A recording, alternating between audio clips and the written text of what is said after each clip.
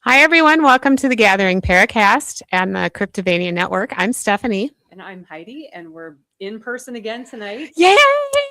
Excited back Yeah. at the My Spirit Experience Yeah. studio. That's always good. And we have a guest tonight. We do. So we have our friend and fellow Bigfoot researcher, Allan Yerxa, is with us tonight, all the way from Canada. So how are you, Allan?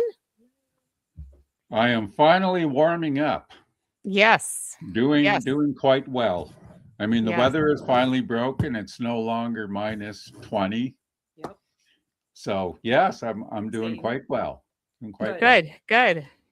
Yeah, it's finally, right? It's been a crazy winter, but it's been up and down here. So I don't know if you've had warm spots up there or not, but wow, what a weird year. That's all I'm saying.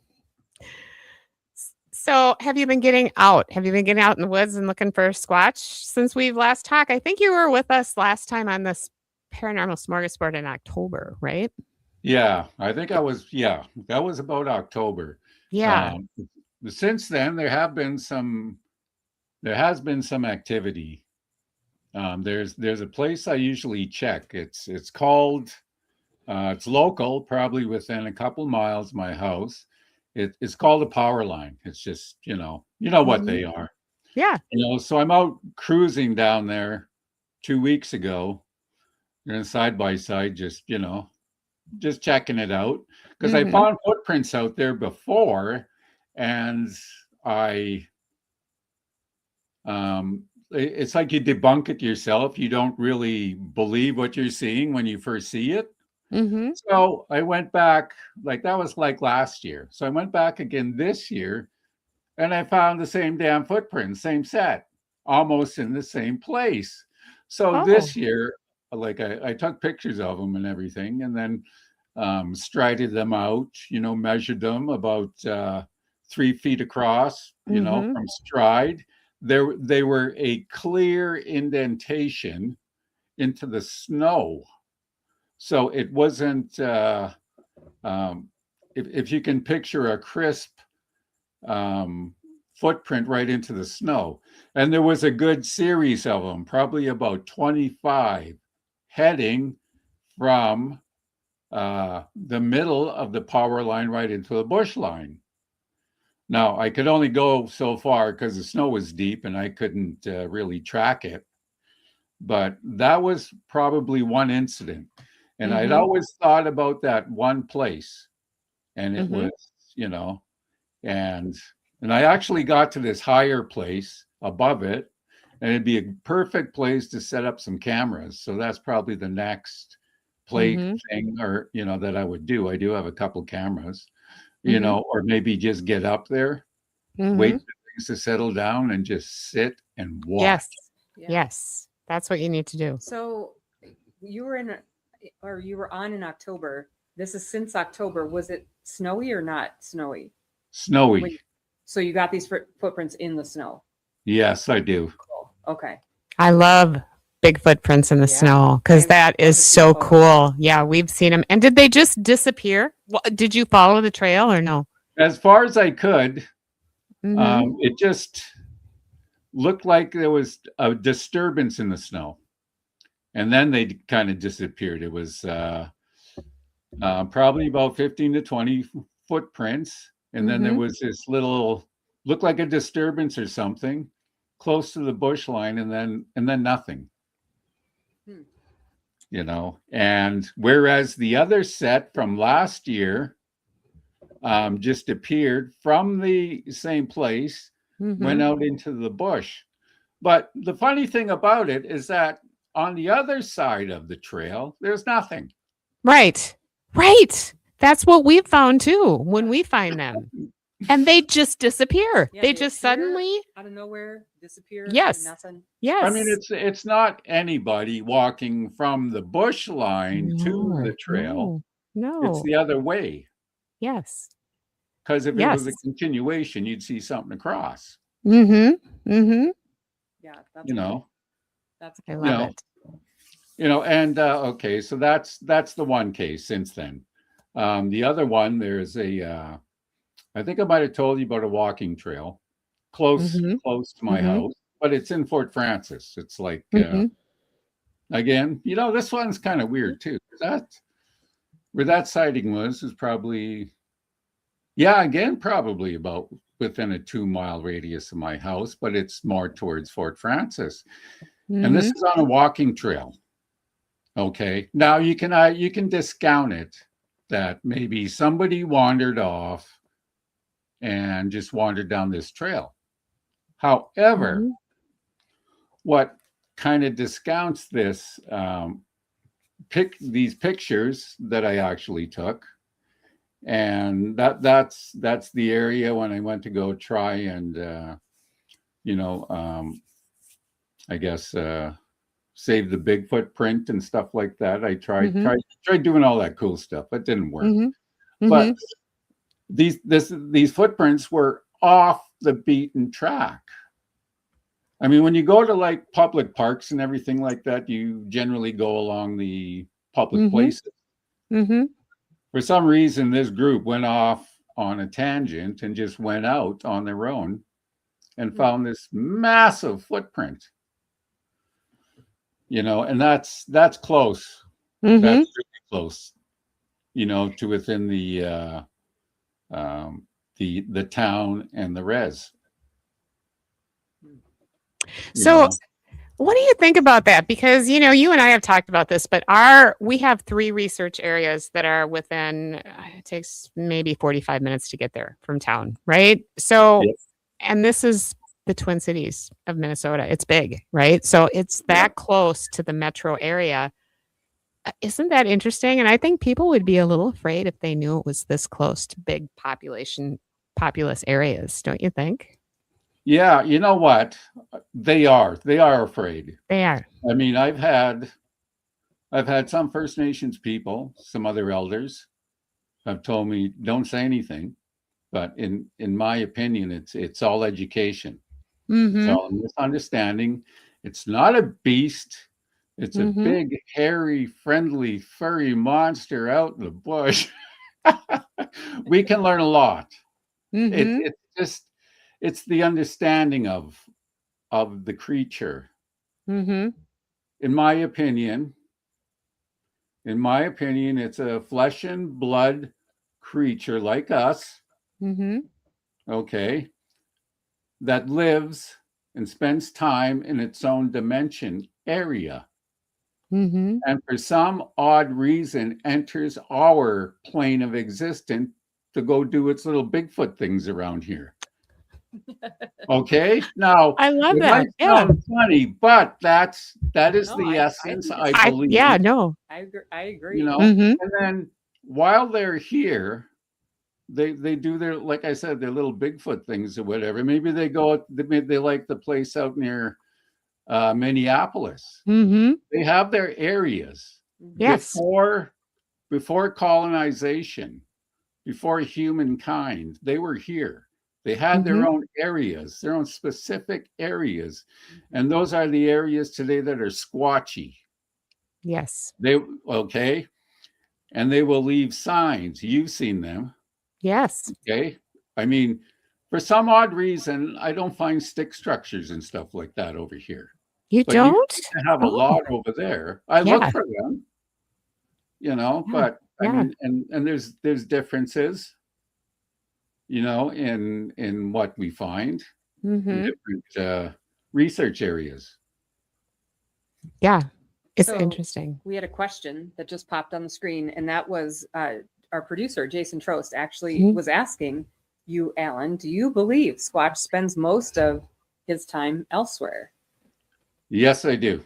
Okay, now here's a story related to me by a lady in Manitoba, Winnipeg. Okay, I was out squatching around somewhere like I normally do at a powwow. I had this big, anyway, she was attracted to my t-shirt. It was a big squatchy thing, and she pulled me over. We started talking, and she said her dad was abducted by a Bigfoot and and taken to their world. Really? Okay, now, Like that. the time Okay, now she goes into talking about this time element. 2 years went by in our time, Mm-hmm. a week over there in their time, moved slower. Mhm. Okay. And this is a story she told me like probably 3 years ago. So that is something that has always struck with me. And those are the kind of stories that researchers should be listening to. Somebody Yes. pulls them aside and says little Yeah. things like that. Yep. Because those little those little bitsy pieces of information help, Mm-hmm. Mm-hmm. for the overall picture.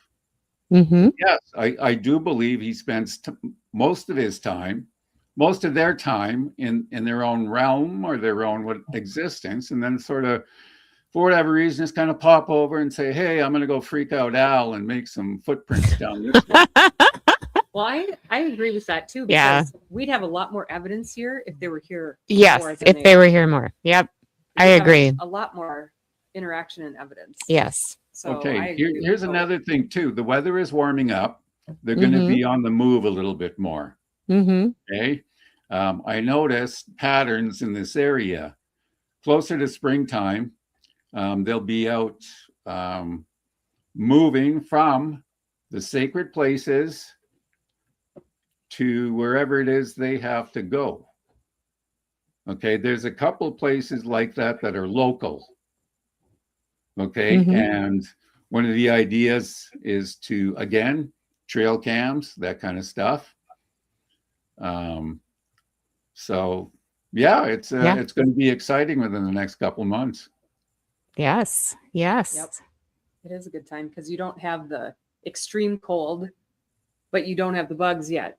Right. Well, Nice. Yes. Great time. and to what go. we do have, the snowpack will stay a little longer, so it'll be a little easier to get out there, once the roads are opening up a little bit and I can get to where it is that I normally go. Oh, for sure.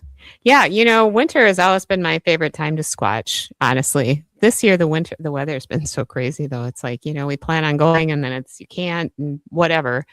But well, yeah, because we don't go in 20 below. Well, but we have, though. Well, we have. We have. I mean, yes. No. Now we're older, Alan. We may be wiser, or we just don't want to be cold. I don't know. I won't have any of those. But so yeah, you know what? And, here's another thing too that you can track, or I can track. Bigfoot movements in association with. I think we talked about forestry before. Okay, now they call it the Ministry of Natural Resources and Forestry in Canada. What they have is a forest management plan where they cut down certain blocks of land, forest per year.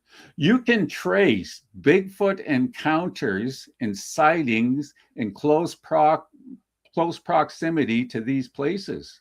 There have been local Bigfoot encounters with loggers. Yeah. There's a dude, I'm just going to come out and say it. There's a dude from one of the local First Nations, Seine River. Okay. He's a logger. He's my cousin. He asked me to go out and check out this one place because he got freaked out. It was he does cutting for M&R. He went out there and he got scared off by howls. Screaming. He had I call it a shadow sighting, just something off, on the road, that kind of thing, and then disappeared.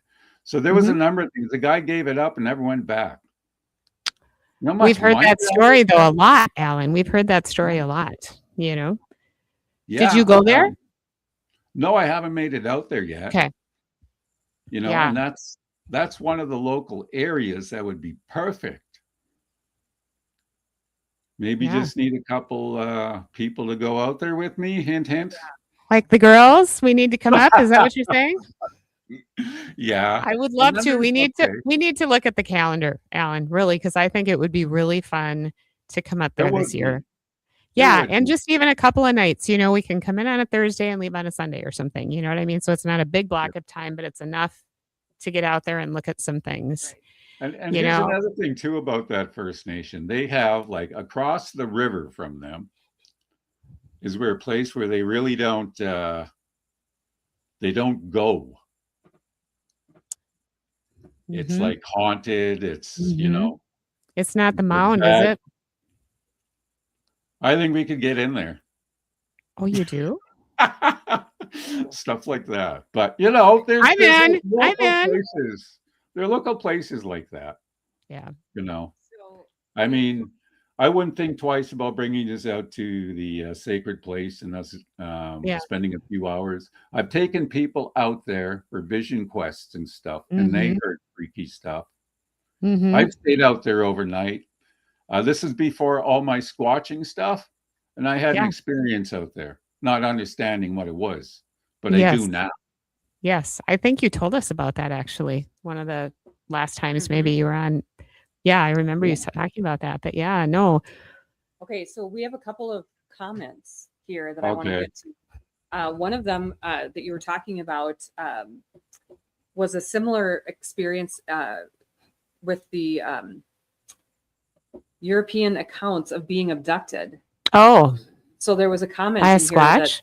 yeah, that someone was abducted. So that same story that you're telling, someone in our chat room is saying the same thing Yeah. over in Europe. That's In Europe. a similar account over there. And Cryptovania TV also had a that their comment saying loggers are their biggest source of Yes, sightings. it is true. Yep. Over at Cryptovania. Well, because they're out there all the time. Yeah, so that's You know? helpful to have people just in the woods all the time. Yep. So Yeah, Oh, because they yeah, say, exactly. And you know what? And when you talk to the officials in charge, I once talked to, I don't know what he was, the commander of hmm the ministry or whatever. He just laughed at me and said, no. I was talking to a group of about 17 MNR officials, and they all just hmm laughed and said no. Because I dragged them to a conference I was having on the reserve, and I had all this Squatch stuff on the walls and everything, just to see what they would hmm say. And hmm some of the, but there's always the one guy though that takes you aside later and says, "Hey, No. yeah, I know." Yes. Yes. yeah, And we've run into that. Speaking of, we were on the US side, but man, I remember like 10 years ago, we talked to witnesses about all this stuff, and they said, go see this guy. Who's this guy? And he's a postmaster of this little post office. I don't even remember what the name of the town was because he has some good stories. So we went to talk to him, and somebody shut him up, right? Because he's like, I don't know what you're talking about. And I'm like, oh, okay. But I mean, it happens a lot though, right? They Yeah. won't say anything, but then they'll take you aside. And that happens to us almost every time we do a town hall. People take us Uh-huh. aside and tell us their stories. And fascinating. well, because they have to live with these people. That's true. So if they're saying it out Yes. in public, and there's people that don't believe Yes. them, they're going to be Yes. they're going to go after them to no end. Yes. So Absolutely. some people just can't say it out in public because Mhm. of the people that they live with, and that's Mhm. in a small town especially. hmm You're never going to hear the end of it. Well, So, and abductions. Here's the other thing. So I've heard from Native Americans that, you hear these stories about Native women that go missing for 2 years and then they come back with a baby. And they say they were abducted by Squatch and went to wherever the Squatches live. Have you heard that, Alan? Well, I haven't heard that at all. However, I could see that happening, Yeah. Yeah. with especially with some of the close contacts that hmm have been reported. hmm Like people getting followed, Yes. people seeing them in their own communities. hmm Okay, there was one community, okay, and a local community named Manitou. They had a rash of sightings. There was a lot. But when you talk to them, they'll just go, no, no, no. But, you Yeah. always have an insight. Okay. Anyways, Yeah. that community was going through a really big health crisis, drug crisis. Okay. And they started seeing these beings around. It wasn't because of the drugs. However, it was messages, Yes. misunderstood. I have Okay. heard that also. Misunderstood. And there was a lot of fear in Mhm. run Mhm. rampant in the community.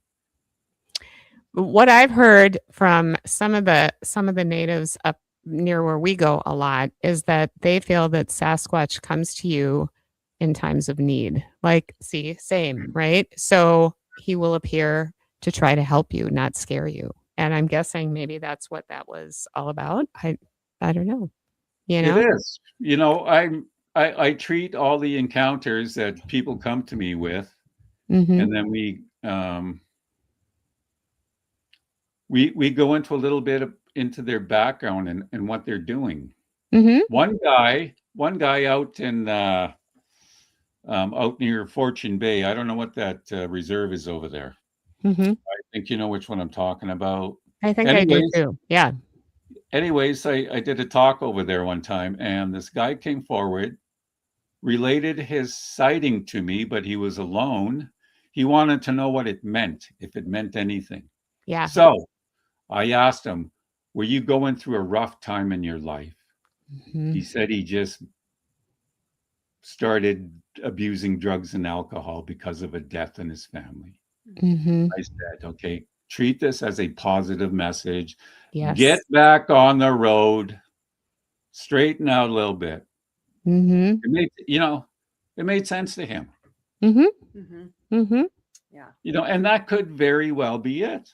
Mm-hmm. Mm-hmm.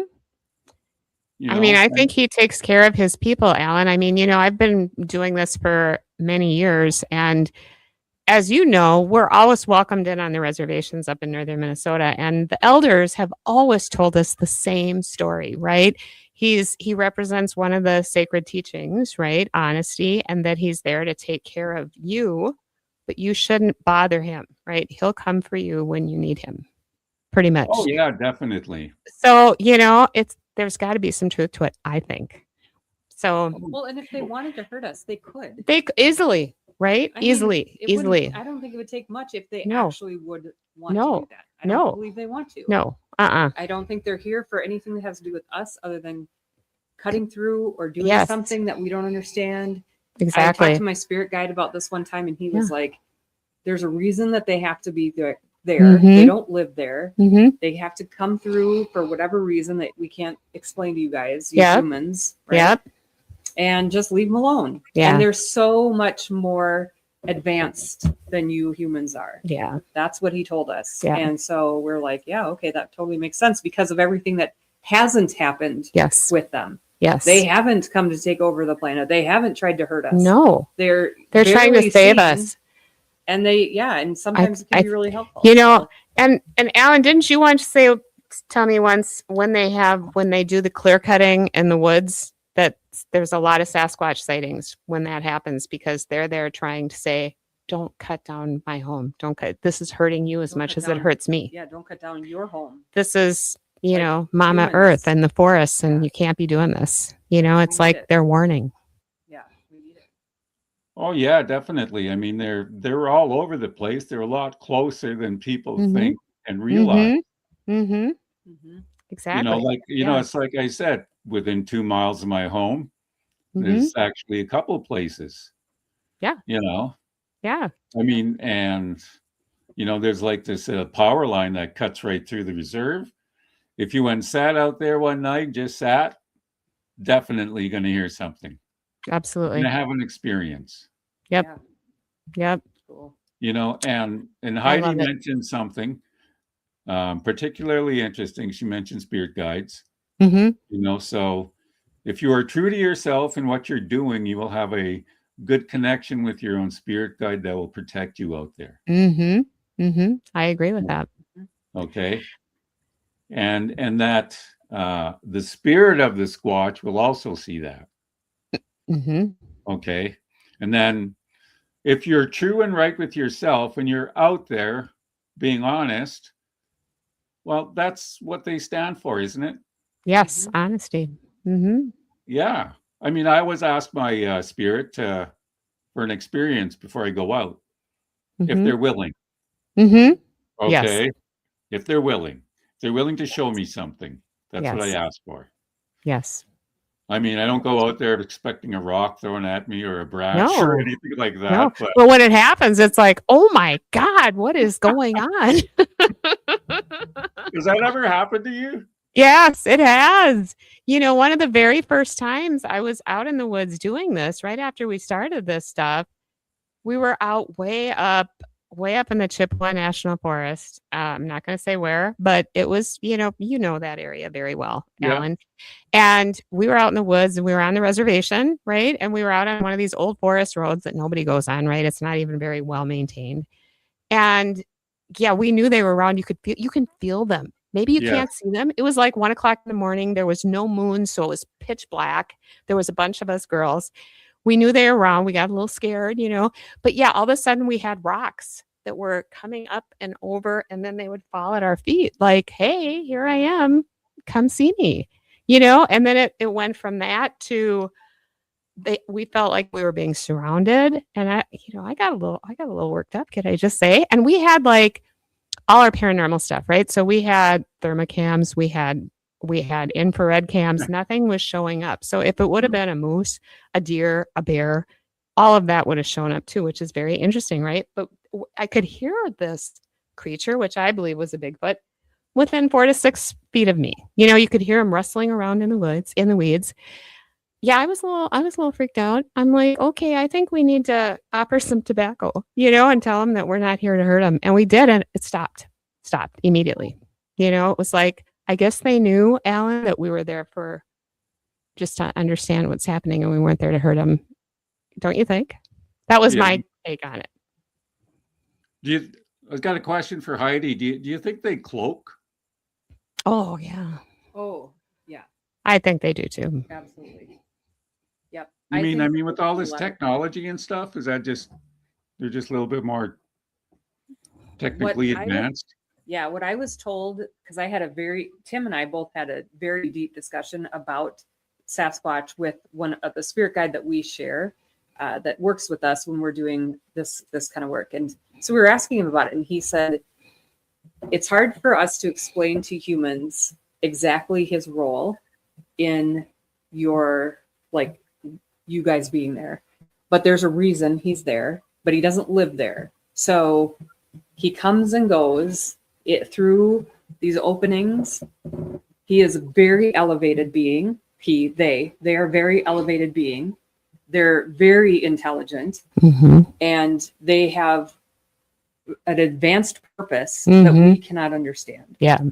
But they do have a reason for coming through here. So we just have to respect that and to be aware and to just kind of stay out of their way. They'll come through as they need to do whatever it is that we don't fully understand as humans, like the human race can't. As Spirit Guide likes to tell us, you don't have a basket I can put that in. That's his answer. When we ask something that they can't explain to humans, he said, you don't have a basket for me to put that in. And I remember that was the first time he said it, I was like, oh, okay. Well, that kind of ends that, but it was so cool because he was so serious and genuine, and you could tell he had a lot of respect for these beings and just respect, like a lot of respect for them, and wanted us to like understand to also have that kind of respect.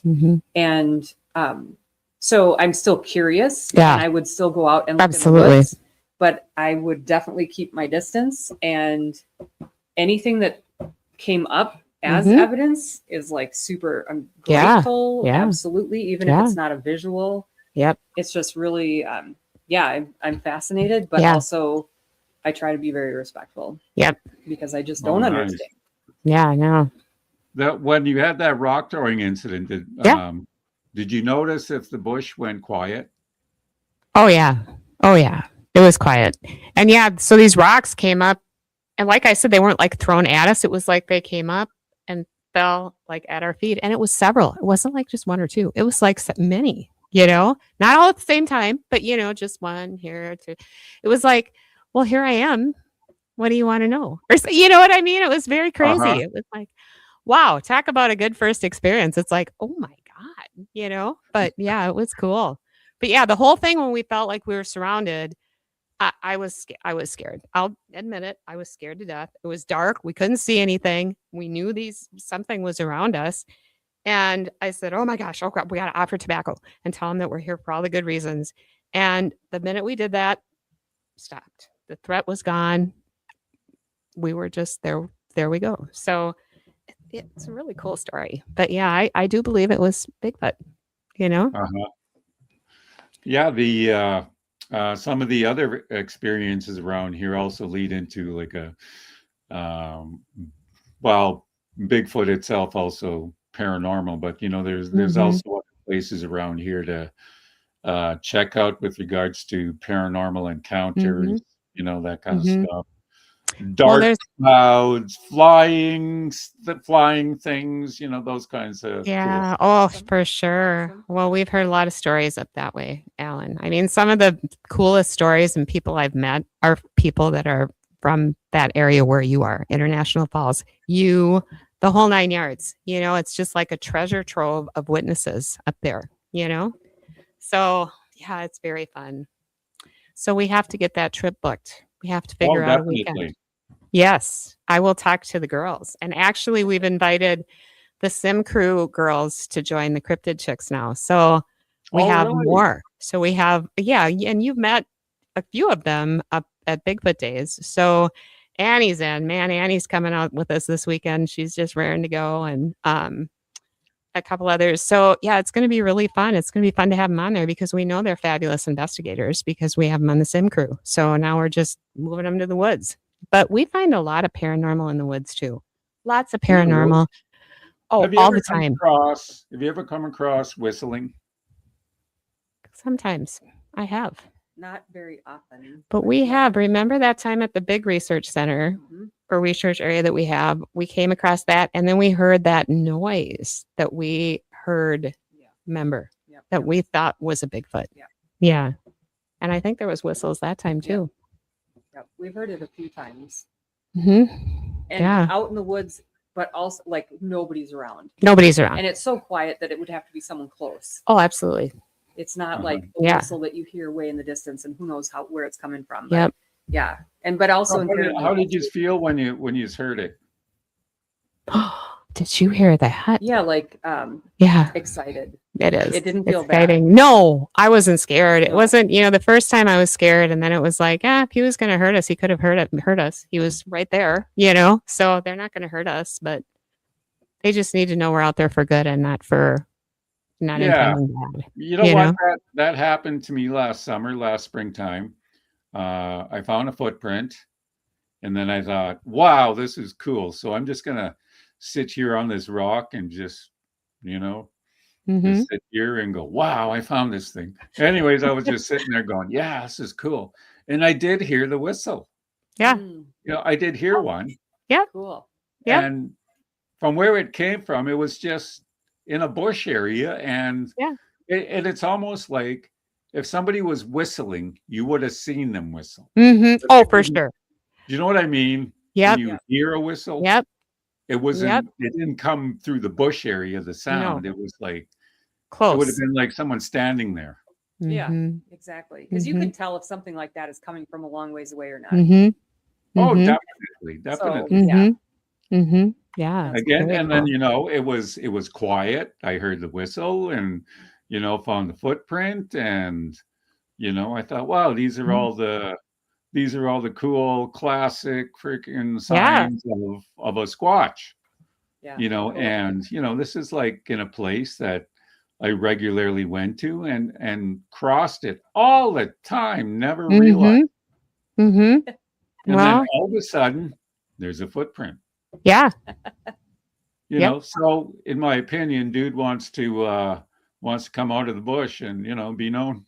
Yeah, absolutely. Absolutely. Yep. Cool. I love it.